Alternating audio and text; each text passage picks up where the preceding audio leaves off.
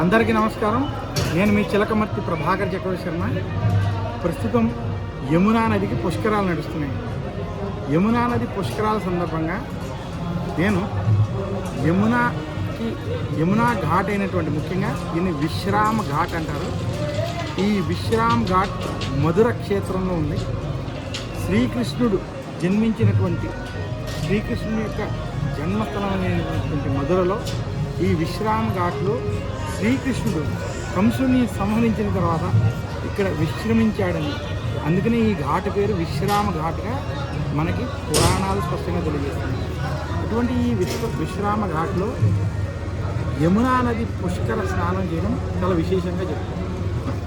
యమునా నది యమునోత్తిలో మొదలయ్యి ఉత్తరాఖండ్లో అనేక ప్రాంతాల్లో ప్రవహిస్తూ దెహ్రాదూన్కి సమీపం నుంచి వస్తూ, అలాగే హిమాచల్ ప్రదేశ్, ఢిల్లీ ప్రాంతాలు దాటుకుని ఉత్తరప్రదేశ్లోకి రాగా, ఉత్తరప్రదేశ్లో మనకి బృందావనం, మధుర క్షేత్రాల్లోంచి ప్రవహిస్తూ ఈ యమునా నది గంగని ప్రయాగ క్షేత్రంలో కలుస్తుంది.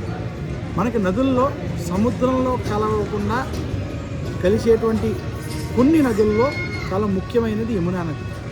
అందులోనూ మనకి గంగే జమునే చైవ గోదావరి సరస్వతి నర్మదే సింధు కావేరి జలేస్మిన్ సన్నిధిని అని చెప్పుకుంటాం.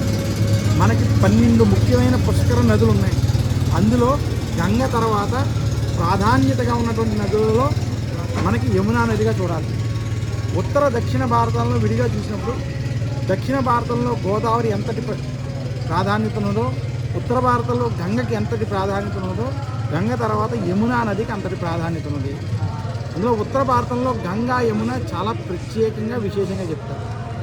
అటువంటిది యమునా నదికి పుష్కరాలు రావడం, ఈ పుష్కరాల సమయంలో ఎవరైతే తెలిసి కానీ తెలియక కానీ యమునా నదిలో స్నానం ఆచరిస్తే యమ బాధలు ఉండవని శాస్త్రం. యమధర్మరాజు యొక్క సోదరి అవ్వడం, సూర్య భగవాను యొక్క కూతురు అవడం చేత యమునా నదిలో స్నానం ఆచరించినటువంటి వారికి అనారోగ్య సమస్యలు తొలగి యమ బాధలు తొలగుతాయని శాస్త్రం. ఇదే కాకుండా శ్రీకృష్ణుడికి ప్రీతికరమైనటువంటి నదిగా యమునని చెప్తారు. నైమిషారణ్యంలో సౌనకాది మహామునులు అష్టాదశ పురాణాలు, అలాగే భాగవతం వంటి వాటి గురించి చర్చించుకుంటున్నప్పుడు నదులలో యమునా నది ప్రప్రథమంగా వచ్చి అక్కడ వచ్చినట్టుగా మనకి పురాణాలు తెలియజేస్తుంది. అందుకనే యమునా నది యమున కృష్ణ ప్రియ అని కూడా చెప్తారు. కృష్ణుడికి చాలా ప్రియమైనదిగా యమునని చెప్తారు. ఎవరైనా ఈ పుష్కర సమయంలో మధుర క్షేత్రాన్ని దర్శించి ఇక్కడ యమునా నది పుష్కర స్నానం ఆచరించి శ్రీకృష్ణుడు భగవాను యొక్క దర్శనం చేసుకుని శ్రీకృష్ణ నామస్మరణ చేస్తూ యమునని కనుక దర్శించినట్లయితే సకల పాపాలు నశిస్తాయని శాస్త్రాలు తెలియజేస్తున్నాయి.